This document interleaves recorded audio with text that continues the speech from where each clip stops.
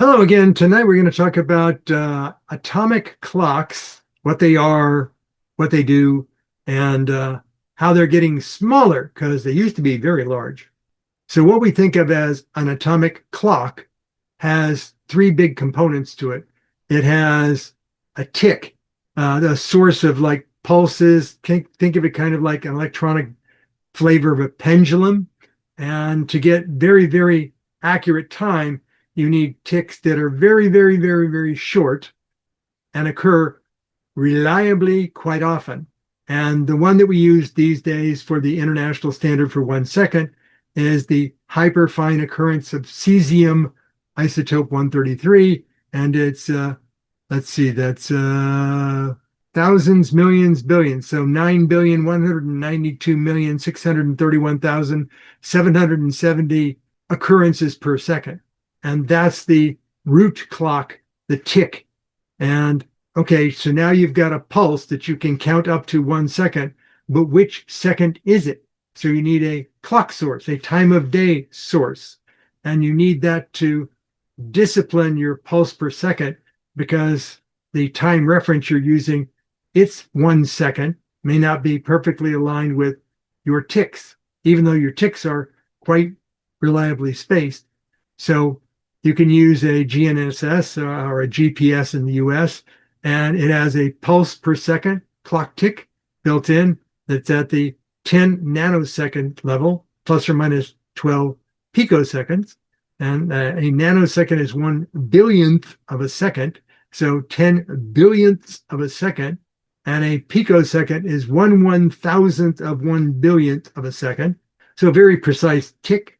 And you have time of day reference. Now, in addition to that, you might want to take the information you have, your tick and the accuracy of it, and then send that out as an electronic waveform so that you can clock something else, like, I don't know, your radio receiver or storing data. You want to have a pulse every time you store data and you want it lined up properly. So you get basically an oscillator, and it will produce a signal out that you can use to clock something.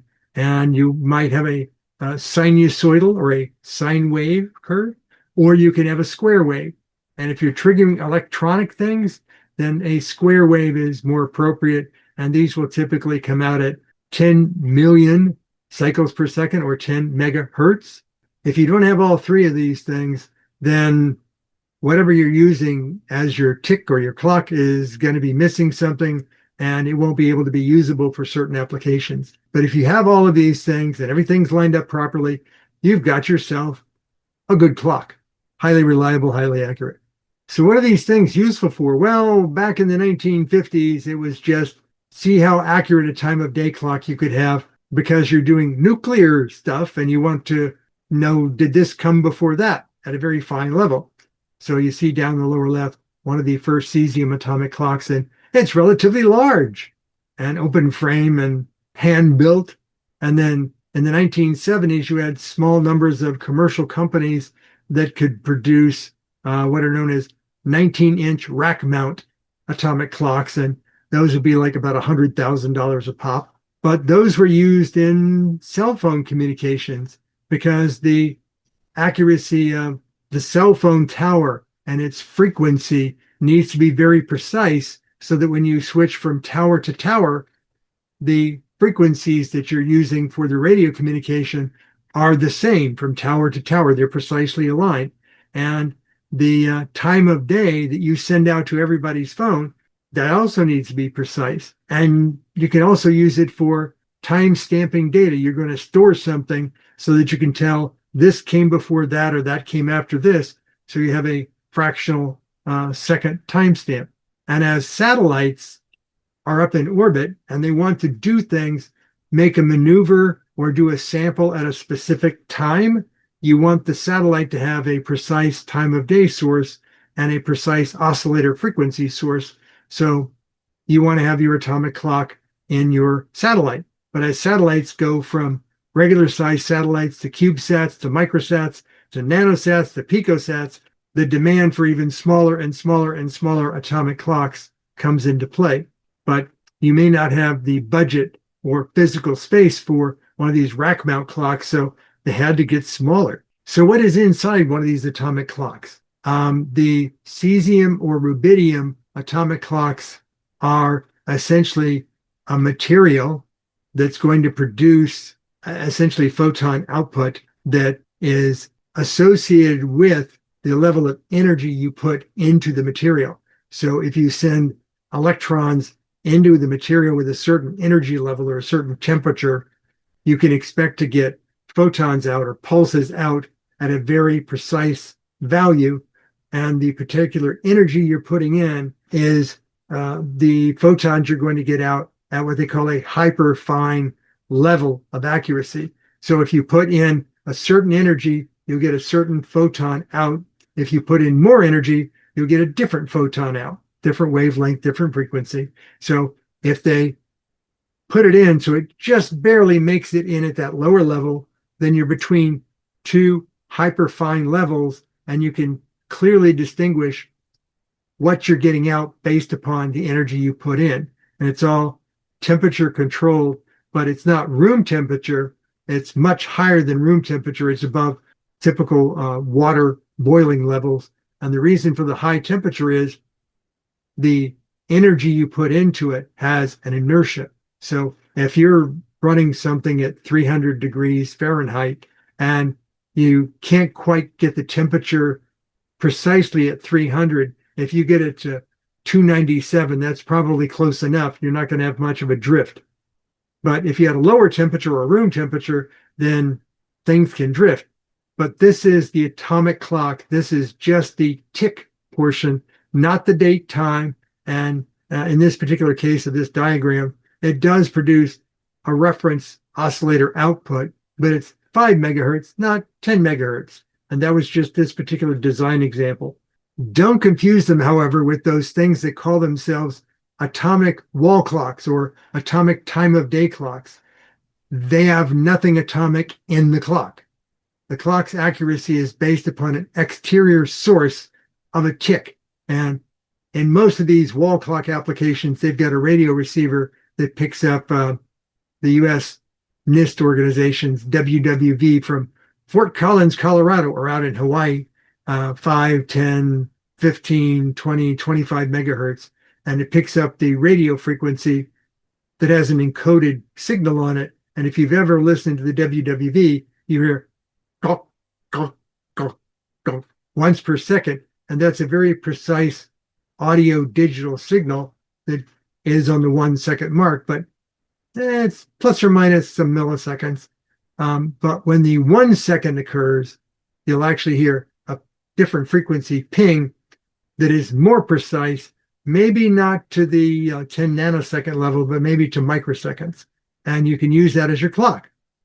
More than accurate enough for human wall clocks. Maybe even some watches do this. But if you want to step it up a level, you can use your global navigation system or your US GPS to receive an L-band satellite communication. I have an L-band antenna on my house so that my clock source inside my house can always be accurate to GPS and pulse per second. So how can this not be accurate? It's coming from a satellite. It's got an atomic clock source.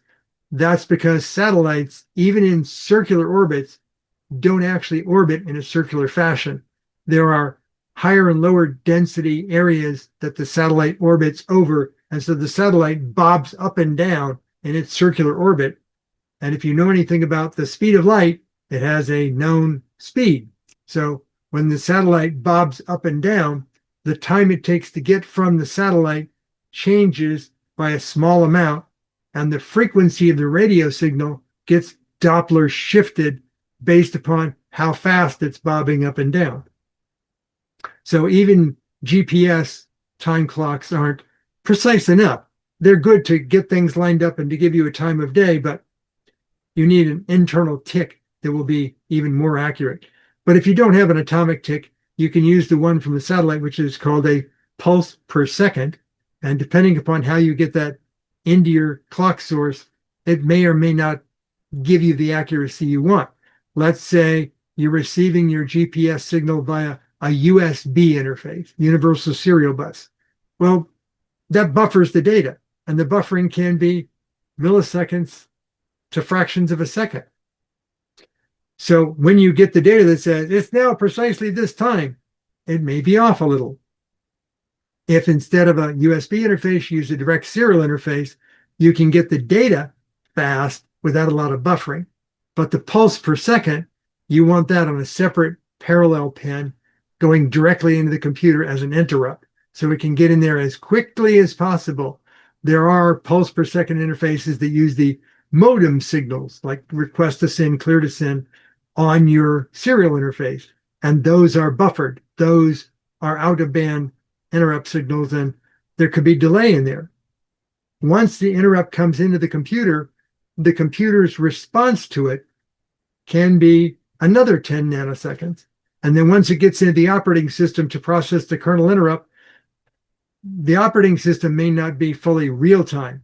If it gets one of these interrupts, it could say, I'm too busy doing something else. I'll get back to you in a moment. So it could add a certain amount of time, and it could be nanoseconds. It could be microseconds, which is millionths of a second, all the way up to a small number of thousandths of a second or milliseconds. So even if your source is highly accurate, how you process it can remove some of that accuracy.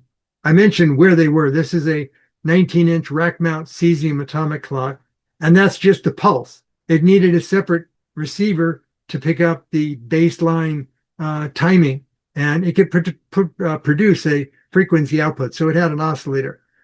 And this was good for a laboratory source or for synchronizing your multiple radio telescopes in your closely coupled array. But as soon as you go out beyond that, you need a better clock than this. Here's a somewhat improved one. This is about the size of like 2/3 the size of a brick, as you would build a brick in a wall, not a concrete block, but like a red brick. And these cost about $1,000, and all they are is a rubidium atomic tick source. And then you have to actually put into it a pulse per second to discipline the tick, to align the ticks with whatever your reality source is. But these still cost about $1,000, but you can buy them. I found you can buy them surplus used on eBay for about $50, but you may have to buy multiple of them because they're surplus, as in they've been replaced by a newer model because the older unit was too difficult to integrate as a real clock source. So they've got newer models out. But the older model that you get when you buy it on eBay for $50, the rubidium source in there may have petered out. It may be more than 10 years older, 10 years old. So the rubidium source may not be reliable. And you won't know that until you buy it and you try it out for about an hour or so. And then you find out it just won't synchronize. And how do I know it requires the external pulse per second? Because you see in the picture on the right, pin number 5, 1 PPS. So there's actually a pin coming in for go get that off your GPS satellite receiver. Now, once they have the tick in and they've got the atomic source, the rubidium, and everything's going great, it can produce a frequency out. It can produce its own pulse per second out that is locked with the external pulse per second. So they're pretty good, but who wants to spend $1,000? What about the cheap ones? These sometimes will be labeled as atomic clocks or rubidium clocks, and they are not. What they are is a GPS disciplined oscillator or a GPSDO. And the upper picture is the front panel of it. So you can get a 10 megahertz sine wave output.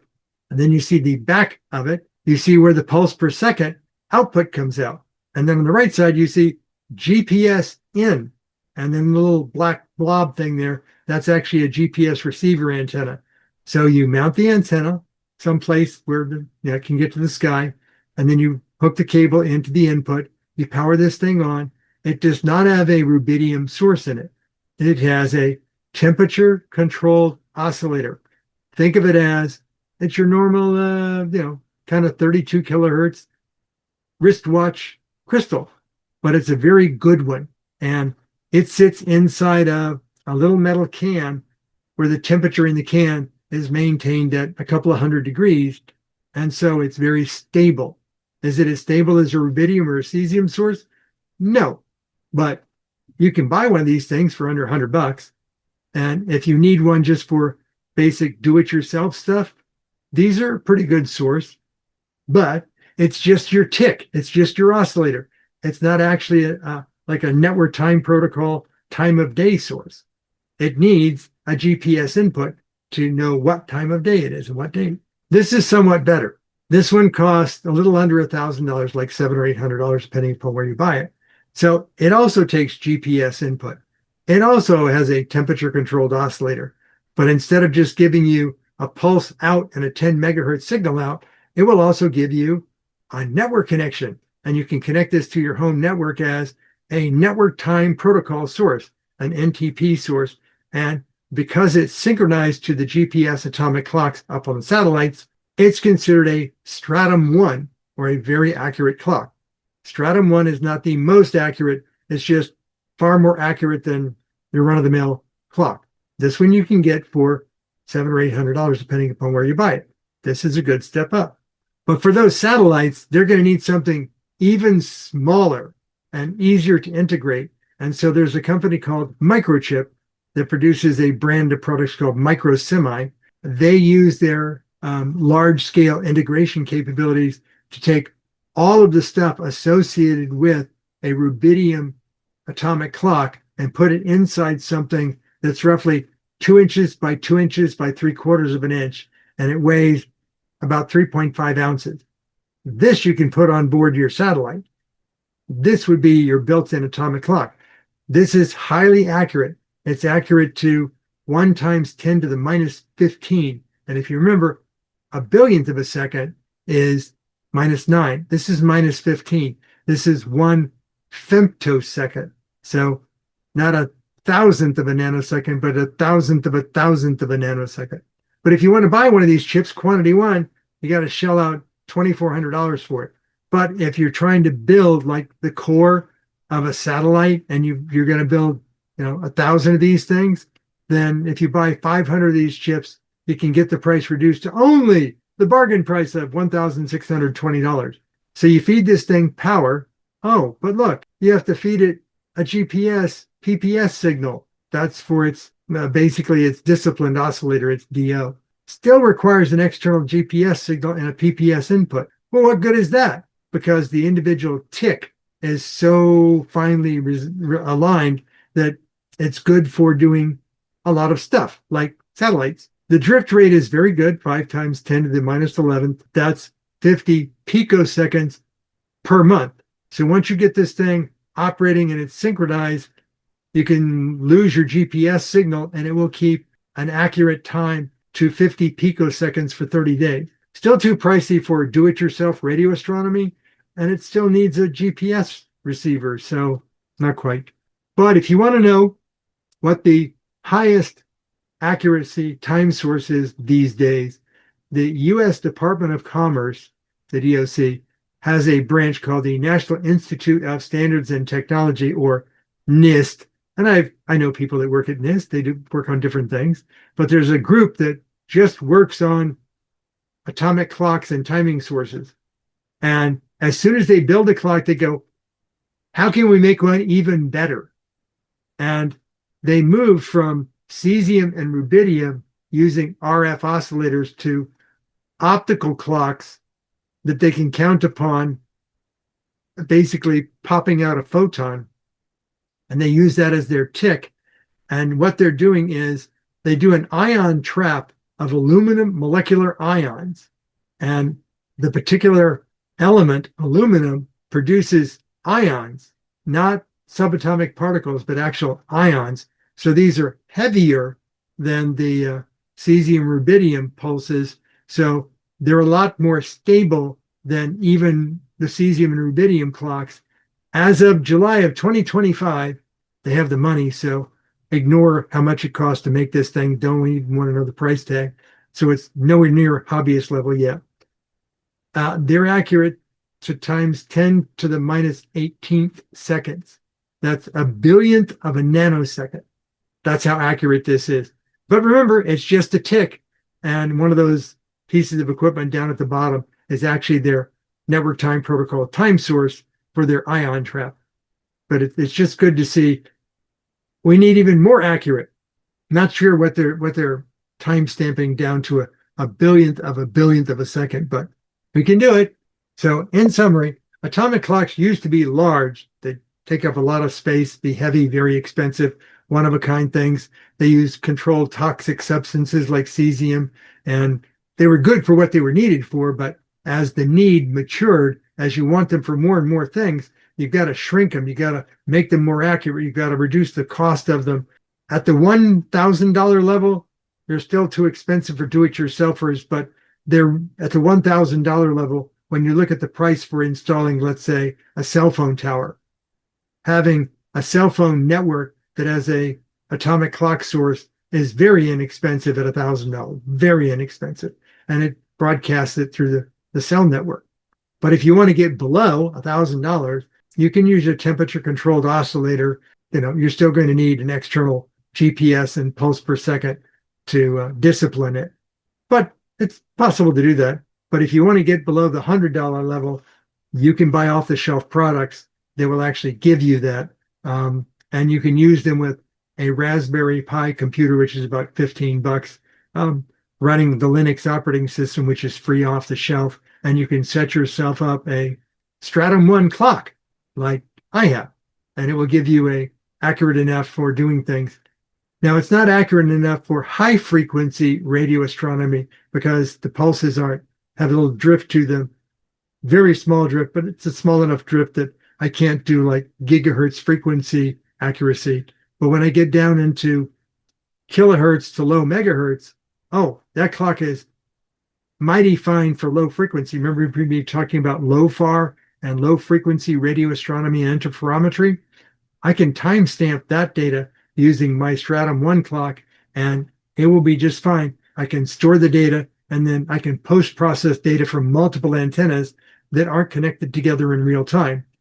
They just store the data, and then you come back and correlate or interpolate the data after the fact, and you can create very large radio antennas using that technique.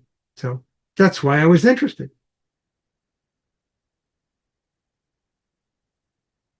And then if you want to know the innards, pendulum, simple pendulum. What is an atomic clock? That hyperfine structure I was talking about, and the really expensive lab clocks that they use at radio astronomy observatories called hydrogen masers. That just means they have a very, very accurate clock, more accurate than your typical atomic clock would be. And then what is this GNSS and pulse per second, of which he speaks? And what does it mean to discipline your oscillator? And then about a rubidium time frequency source, what does that mean? And then that chip, that MicroSemi chip, some information on that. And then if you want to see the latest and most accurate is on the NIST website and how they have aluminum molecular fountain optical clocks. Moving from RF to optical really improves the accuracy of things. Think of it as RF is long wavelength and low energy, whereas when you get up to the photon level, optical clocks are much higher energy, so they're less likely to be disrupted. I guess they want them for quantum computers.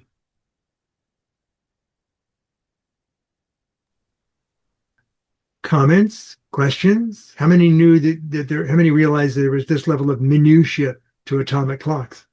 Oh, that's kind of cool because it's something that it's not every day that we know.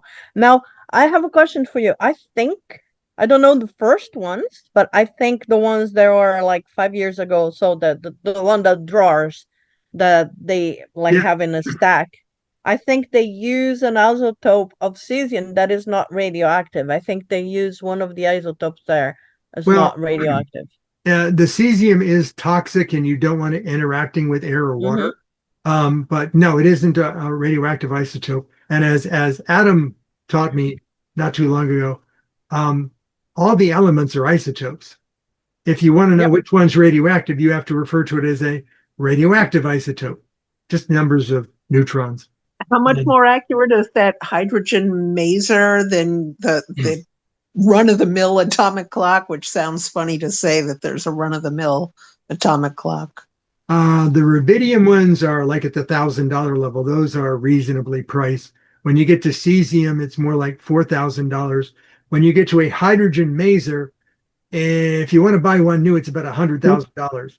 No, I was asking about accuracy. How much more accurate?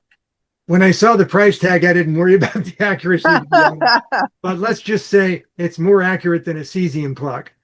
And a Okay, cesium more accurate. cesium clock is more accurate than what is needed for cellular networks. A rubidium clock is sufficiently accurate for cellular networks. So there's all sorts of scales. Now, who's going to need an aluminum molecular ion optical clock? I'm guessing it's the quantum audience. The quantum. Yeah, and then the cesium's still the ones using satellites, right? Not anymore. Since they came out with that rubidium chip, satellites are now using rubidium clocks. Okay, so if it's precise enough for the satellites, Yeah, it's yeah. beyond what Yeah. any use that we do, because for us the only use that we do that we don't know that we're using is that when our phones are connecting to satellites and Yes, GPS. yes. It all gets down to when they're exciting the cesium, the particular frequency, the hyperfine detection that they're doing dictates that they heat the cesium chamber to a particular level, which causes a particular wavelength to come out, and it has to like bounce around inside the enclosure. And when it does that, the enclosure has to be a certain length. And so if you were using cesium, that length is around 5 inches. If you're And using the cesium is rubidium, liquid, it's more complicated to. yes, if you're using rubidium, it can be much shorter. It can be like 3 inches. But that was the goal of this MicroSemi was, can they make the oven small enough to fit in 2 inches? And so that's why it's 2 inches by 2 inches by 3/4 is the rubidium oven takes up the majority of the stuff inside there. The electronics is probably just one integrated circuit. Is this a single atom of cesium or rubidium or whatever that is being monitored? It's not a single atom. It's a particular stream of photons that are coming off of the material. In the case of cesium, it's a gas. In the case of rubidium, it's a gas coming out of a solid. That's why you have to heat it. And they have a discriminator that says, I really only want one photon at a time, and I really only want to produce enough energy into the material to make it produce one photon at a time. So they have all these discriminators that will police the actual emissions. Now, these things clock off pulses, but don't they have to take into account how far away it is from the center of the earth, or whether or not they put it on something that's moving? That's a good point. That's a good point. And I actually interacted with the people at NIST because they did have a problem. In Maryland, where NIST's headquarters is, they had a cesium atomic fountain clock, and it was on 19-inch rack mount at a certain height above the floor level. At the WWV in Fort Collins, Colorado, they had the identical clock, the identical different serial number, but identical design clock. It was also in a 19-inch rack, and it was also sitting on the floor level. Fort Collins, Colorado is not too far from Denver, and Denver is the Mile High City. Yeah. So the height of the actual clock was different by about 12 feet. And the two clocks, once they got them accurate enough, the two clocks differed by the least significant digit pulse. And it took them a while to figure out that was the clock and how far away it was from not just the center of the earth, but the density of the rock beneath the floor where the clock was sitting. Yeah. Was changing the very last. This is back when they were at 10 to the minus 13, I think it was. So not even the most accurate. They've gone well beyond that. And their solution to the problem was each one of the sites now has 3 atomic clocks in 2 different racks. So they have 6 there and they have 6 there, and they average them all together to get the very last digit. Because the density of the ground beneath them and the elevation from the center of the earth was affecting the clock accuracy. Now, Yeah, as that's as really to cool. as to GPS accuracy, yes, a GPS satellite is orbiting the Earth at about 17. Three times the radius. No, Yeah, they're the they're radius, no, the diameter. they're at the mid orbit level. They're not at low Earth orbit. They're at middle orbit or Earth orbit. So they're doing about 17,000 miles an hour. And when the radio signal is sent from the satellite down to the Earth and you pick it up, the satellite is moving at a relativistic speed to the rotation of the Earth. And therefore, they have to accommodate for the Doppler shift of the signal that's being received by your GPS receiver. So all GPS receivers that can give you a location accuracy to less than 75 feet are Doppler shift accommodating. So that's why it doesn't just receive from one satellite. It likes to receive from as many satellites as it can. And also why your GPS receiver has a table of satellite orbital parameters. So it can know which satellite's moving what direction at what speed for all the GPS network satellites and even satellites from other countries, because it's publicly published information, so that not only can you use US GPS satellites, you can use British, Russian, Chinese, UK, you can use any of their GNSS satellites as your GPS source. All that's in that little chip that is your GPS receiver. The big black blob, that's the receiving antenna and the low noise amplifier. The actual GPS receiver chip is as small as the thumbnail on your little finger. That's how small they've made the actual GPS receiver. There are a lot more electronics in the GPS receiver to support things like pulse per second accuracy than there are in the atomic clocks. The atomic I clocks just are I well just checked defined. I just checked the distance Mhm. is 12,515 miles, or Yeah.